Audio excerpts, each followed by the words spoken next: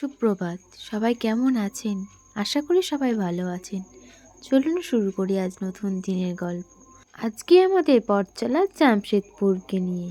অনেক দিন ধরে ভাবছি কোথাও একটা ঘুরতে যাব, তাই ঘুরেই আসলাম। প্রথম সকালে সূর্যোদয়টা এত সুন্দর লাগছিল, তা বলে বোঝাতে পারবো না।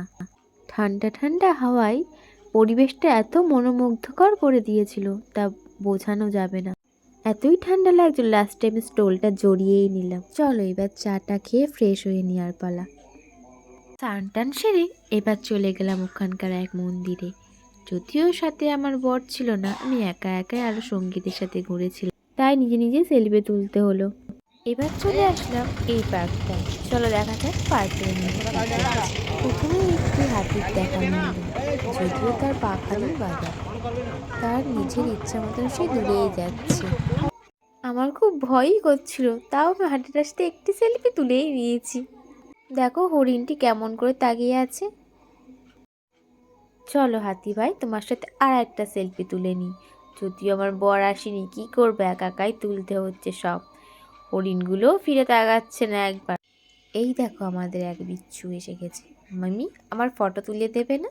একটা হরিণের সাথে সেলফি তুলে দাও। সবাই এখন হরিণকে পাতা খাওয়ানো আর সাথে সেলফি তোলায় ব্যস্ত। যে যার মতন ভিডিও বানাচ্ছে। আমিও কটা হরিণের ভিডিওই বানিয়ে নিলাম।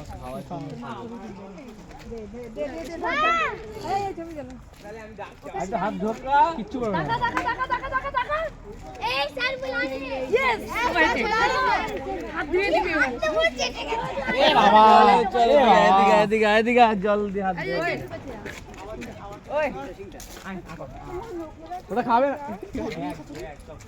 চলো এইখানে এইখানে ইয়ে আছে, এটা খোলো, উপরের চেনটা খোলো, উপরের চেনটা খোলো, ইয়ে আছে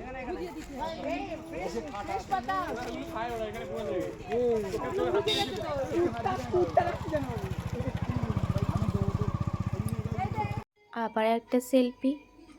এবার আমরা চলে যাব একটা ড্যামে। কি রোদ বাবারে, আমি তো সঙ্গে ছাতাটাও আনিনি। চলো এই করেই চালিয়ে দিই। ঝর্ণার আওয়াজ শুনে তার দিকে এগিয়ে চলা। অনেকটা রাস্তা এই রোদের মধ্যে হাঁটাটা খুব কষ্টকর হয়ে যাচ্ছে। ওই দেখো জলের স্রোত কালো হয়ে সুন্দর লাগছিল।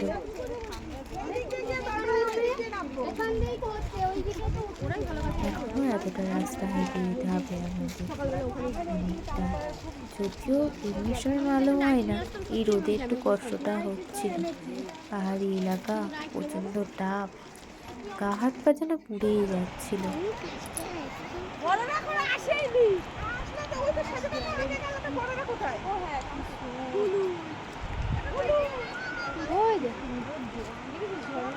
এটা দেখে আর নিজেকে সামলে রাখতে পারলাম না। মনে হচ্ছিল টুক করে নেমে পড়ি এই জলের মধ্যে।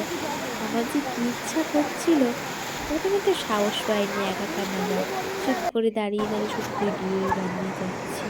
সবাই নামছে দেখে আমারও ইচ্ছা হলো নামার, কিন্তু সাথে তো বর নেই। যদি কিছু হয় আমাকে আর রুখে রাখবে না, তাও সাহস করে নেমেই পড়লাম।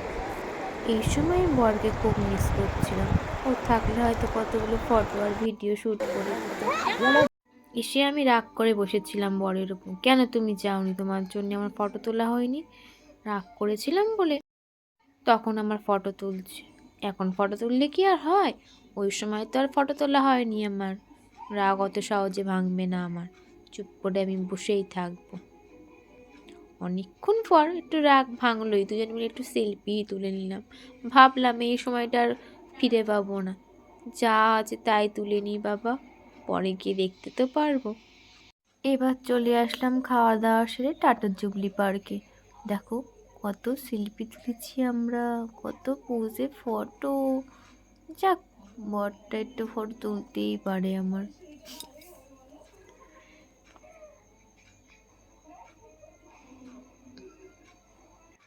এই স্মৃতিগুলো আমাদের অনেক দিন মনে থাকবে। একটা কথা তো বলাই হয়নি, এই দিনটি ছিল আমাদের দ্বিতীয় বিবাহবার্ষিকী। অনেক আনন্দই কাটলো। দেখো ফ্রেন্ডরা সবাই মিলে সেলফি তুলছে, আমাকে সাথে নিইনি। কি হিংসুটে রে বাবা। চলো এবার একটু ঝর্ণার লাইটিং দেখে নিই। এরপরে আমরা 3D শো দেখেছিলাম, সেই ভিডিওটা আমার কাছে নেই, তাই সরি, ওটা 3D শো হবে না, ওটা লেজার লাইট শো ছিল।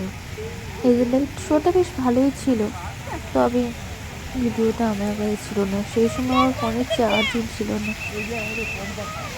আমাদের পথচলার ডিমনা লেক থেকে শুরু হয়ে টাটা জুবিতে শেষ হলো। আজকের মতন এখানেই শেষ।